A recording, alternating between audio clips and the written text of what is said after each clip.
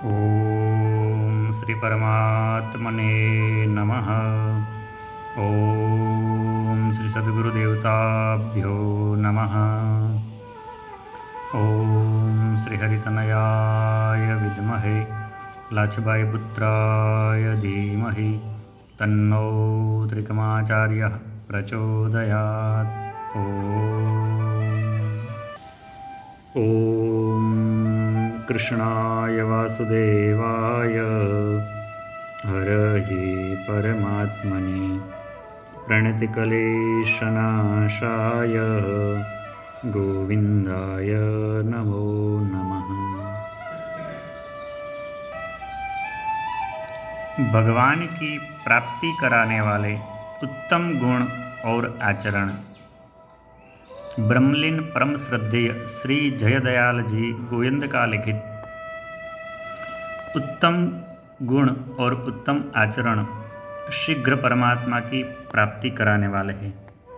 उत्तम गुणों से अभिप्राय है हृदय के उत्तम भाव और उत्तम आचरणों से अभिप्राय है मन, वाणी और शरीर की उत्तम क्रिया। इनमें उत्तम क्रियाओं से उत्तम भावों का संगठन होता है और उत्तम भाव होने से उत्तम क्रियाएं स्वाभाविक ही होती है। ये परस्पर एक दूसरे के सहायक है, फिर भी क्रिया की अपेक्षा भाव प्रधान है। जैसे कोई मनुष्य दूसरों के अनिष्ट के लिए यज्ञ, दान, तप आदि करता है तो उसकी वह क्रिया तामसी है, और वही क्रिया यदि पुत्र, स्त्री, धन और स्वर्ग आदि के लिए की जाती है तो राजसी है। तथा निष्काम भाव से संसार के हित के लिए भगवत प्रीत्यर्थ करने पर वही क्रिया सात्विकी हो जाती है। क्रिया एक होते हुए भी भाव उत्तम होने से वह उत्तम फलदायक बन जाती है। इसीलिए क्रिया की अपेक्षा भाव ही प्रधान है। जो दुराचार, दुर्व्यसन और व्यर्थ की क्रियाएं हैं वे सब तो नरक में ले जाने वाली है। उनकी तो यहाँ कोई चर्चा ही नहीं है। वे तो सर्वथा त्याज्य है। जो कल्याणकारक आचरण है, जो भगवत प्राप्ति में सहायक है, उन्हीं की यहाँ चर्चा की जाती है। वे सब आचरण भी निष्काम भाव से किए जाने पर ही कल्याण करने वाले होते हैं। इसीलिए शास्त्रोक्त उत्तम क्रियाओं का आचरण निष्काम भाव से ही करना चाहिए। उत्तम क्रियाएं कौन कौन सी है, उनका कुछ दिग्दर्शन नीचे कराया जाता है। सबके साथ सरलता, विनय, प्रेम और आदरपूर्वक निस्वार्थ भाव से व्यवहार करना। शरीर को जल और मृतिका से शुद्ध और स्वच्छ रखना तथा घर और वस्त्रों की शुद्ध और स्वच्छ रखना। ब्रह्मचर्य का पालन करना। किसी भी सुंदर युवती, स्त्री का अथवा पुरुष या बालक के अश्लील भाव से दर्शन, भाषण, स्पर्श, चिंतन, एकांतवास आदि कभी न करना। मन, वाणी, शरीर से किसी क्षुद्र से क्षुद्र भी प्राणी को भी किसी भी निमित्त से किंचन मात्र भी दुख न पहुंचाना, बल्कि अभिमान का त्याग करके निस्वार्थ भाव से सबका सब प्रकार से परम हित ही करते रहना।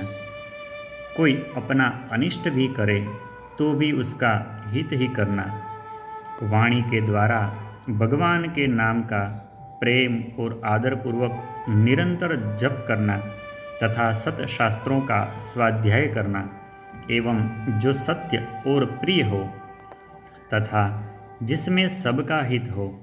ऐसा कपट रहित सरल वचन बोलना। सदा शास्त्र की मर्यादा का पालन करना। भारी से भारी कष्ट पड़ने पर भी लज्जा, भय, लोभ, काम अथवा किसी भी कारण से मर्यादा का त्याग नहीं करना। महापुरुषों का संग, सेवा, सत्कार, नमस्कार और उनकी आज्ञा का पालन करना इत्यादि। इस प्रकार के उत्तम आचरणों को निस्वार्थ भाव से करने पर अंतःकरण की शुद्धि होकर भगवान की प्राप्ति हो जाती है। इसके सिवा जिनके कान भगवान के नाम, रूप, गुण, प्रभाव, लीला, तत्व, रहस्य की बातों को सुनते सुनते अघाते नहीं, जिनके नेत्र केवल भगवान के दर्शनों के लिए ही चातक और चकोर की भांति लालायित रहते हैं, जिनकी वाणी प्रेम पूर्वक भगवान के गुणों का ही गान करती रहती है, जिनकी नासिका भगवान के स्वरूप तथा भगवान को अर्पण किए हुए पुष्प, चंदन, माला, तुलसी, नैवेद्य आदि गंध को लेकर मग्न होती रहती है, जिनकी जिह्वा भगवान के अर्पण किए हुए प्रसाद का ही आस्वादन करती है, तथा जो नर नारी भगवान को अर्पण करके ही और भगवान की प्रसन्नता के लिए ही भगवान का प्रसाद समझकर वस्त्र और आभूषण धारण करते हैं, जो मनुष्य अपने शरीर से ईश्वर, देवता और ब्राह्मणों का तथा वर्ण, आश्रम, गुण, पद और अवस्था में जो अपने से बड़े हों, उनका प्रेम और विनयपूर्वक आदर सत्कार, सेवा, आज्ञा पालन और नमस्कार करते हैं, जो एकमात्र भगवान पर ही निर्भय रहकर हाथों के द्वारा भगवान की सेवा, पूजा, श्रद्धा प्रेम पूर्वक निष्काम भाव से करके मुग्ध होते हैं, जो भगवान के लीला विग्रहों और उनके भक्तों के दर्शनार्थ ही चरणों से तीर्थों में जाते और श्रद्धा भक्ति पूर्वक उनमें स्नान करते हैं, जो भगवान के मंत्र का श्रद्धा भक्ति पूर्वक जप करते हैं, जो शास्त्र विधि के अनुसार नित्यदान, श्राद्ध, तर्पण, होम, ब्राह्मण भोजन श्रद्धा प्रेम पूर्वक करते हैं, जो माता, पिता, स्वामी, आचार्य आदि गुरुजनों को भगवान से भी बढ़कर समझते तथा उनकी सब प्रकार से श्रद्धा, भक्ति और आदरपूर्वक सेवा सत्कार और पूजा करते हैं, जो इस प्रकार जो केवल भगवान में प्रेम होने के लिए ही श्रद्धा, प्रेम पूर्वक भक्ति संयुक्त उपर्युक्त आचरण करते हैं, उनके हृदय में भगवान विशेष रूप से निवास करते हैं। जिनके हृदय में संपूर्ण दुर्गुणों का अभाव होकर सद्गुण प्रतिष्ठित हो जाते हैं, उनके हृदय में भगवान विशेष रूप से निवास करते हैं और वे शीघ्र ही परमात्मा के निकट पहुंच जाते हैं। जिनके हृदय में संपूर्ण दुर्गुणों का अभाव होकर सद्गुण प्रतिष्ठित हो जाते हैं, उनके हृदय में भगवान विशेष रूप से निवास करते हैं और वे शीघ्र ही परमात्मा के निकट पहुंच जाते हैं। जिनमें काम, क्रोध, लोभ, मोह, अहंकार, अभिमान, मद, मत्सर, दंभ, दर्प, राग, द्वेष, छल कपट, अशांति, क्षोभ, आलस्य, प्रमाद, भोग वासना और विक्षेप आदि का अत्यंत अभाव हो गया है, जो सबके हेतु रहित प्रेमी, सबके हित में रत, सुख दुख, निंदा स्तुति, मान अपमान, जय पराजय, लाभ अलाभ में सम है, जिनके मन में भगवान के सिवा अन्य कोई आश्रय नहीं है, जो निरंतर भगवान के ही शरण है, जिन्हें भगवान प्राणों से भी बढ़कर प्यारे हैं, जिनका भगवान में ही अनन्य विशुद्ध प्रेम है, जो माता पिता, भाई बंधु, मित्र स्वामी, गुरु, धन, विद्या, प्राण सर्वस्व एक भगवान को ही मानते हैं, जो पर नारी को माता के समान और पराये धन को विष के समान समझते हैं, जो दूसरों के दुख से दुखी और दूसरों के सुख से सुखी रहते हैं, जो दूसरों के अवगुणों को नहीं देखते, उनके गुणों को ही ग्रहण करते हैं, जो गौ, ब्राह्मण, और समस्त प्राणियों के हित में रत है, जो नीति में निपुण है, जो अपने में कुछ अच्छाई है उसे भगवान की कृपा समझते हैं, और अपने में जो बुराई है उसे अपने स्वभाव का दोष मानते हैं। भगवान के भक्तों में जिनका प्रेम है, जो जाति पाति धन घर परिवार धर्म बड़ाई आदि सब में आसक्ति का त्याग कर भगवान को ही हृदय में धारण किए रहते हैं, जिनकी दृष्टि में स्वर्ग नरक और मोक्ष समान है, जो सर्वत्र भगवान को ही देखते रहते हैं, जो मन वाणी और शरीर से भगवान के ही सच्चे सेवक है, और जो कुछ भी नहीं चाहते, प्रत्युत जिनका एकमात्र भगवान में ही स्वाभाविक निष्काम प्रेम है, ऐसे मनुष्य के हृदय में भगवान विशेष रूप से निवास करते हैं। यूँ तो भगवान सब जगह समान भाव से व्यापक ही हैं, किंतु जिनके हृदय का भाव उपर्युक्त प्रकार से उत्तमोत्तम सद्गुण और भगवत प्रेम से युक्त है, उनके हृदय में भगवान विशेष रूप से विराजमान है। श्रीमद् भगवद गीता में भगवान कहते हैं, समोहम सर्वभूतेषु न मे द्वेष्योऽस्ति न प्रियः, ये भजन्ति तुमां भक्त्या मयि ते तेषु चाप्यहम्।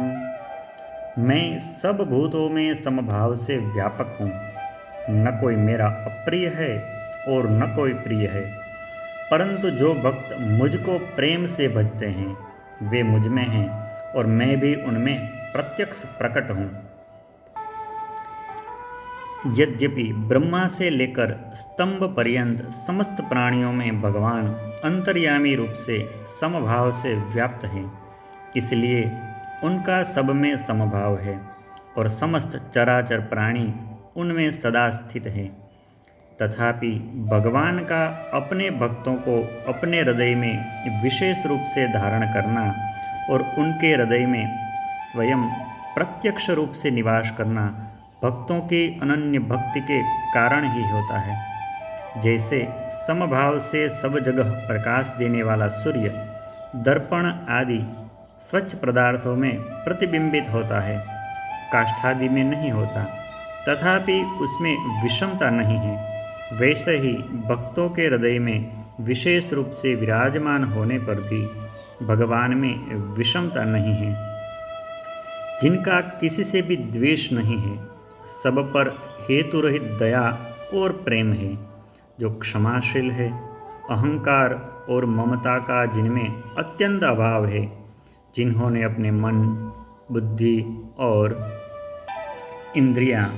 वश में करके भगवान में ही लगा दिए हैं, जिनसे किसी को भी उद्वेग नहीं होता, जिनका हृदय इच्छा भय उद्वेग और आसक्ति का अत्यंत अभाव होकर परम शुद्ध हो गया है, जो पक्षपात रहित और दक्ष है, जो संसार से उदासीन और विरक्त है, जिनमें कर्मों के कर्तापन और फलेच्छा का अत्यंत अभाव है, हर्ष शोक का भी जिनमें अत्यंत अभाव है, जिनका वैरी मित्र में शीत उष्ण में अनुकूलता प्रतिकूलता में और मिट्टी स्वर्ण में समान भाव है। इसी प्रकार संपूर्ण प्राणी पदार्थ भाव क्रिया और परिस्थिति में जिनका समान भाव रहता है, जो भगवान के विधान में हर समय संतुष्ट है, घर और देह में अभिमान से रहित है, जिनकी बुद्धि स्थिर है और जो परमात्मा के ज्ञान में ही नित्य स्थित है, ऐसे भक्ति संयुक्त सद्गुणों से संपन्न भगवान के भक्त भगवान को अत्यंत प्रिय है। इसलिए हमें चाहिए कि अपने भाव और क्रियाओं को उत्तम से उत्तम बनाएं।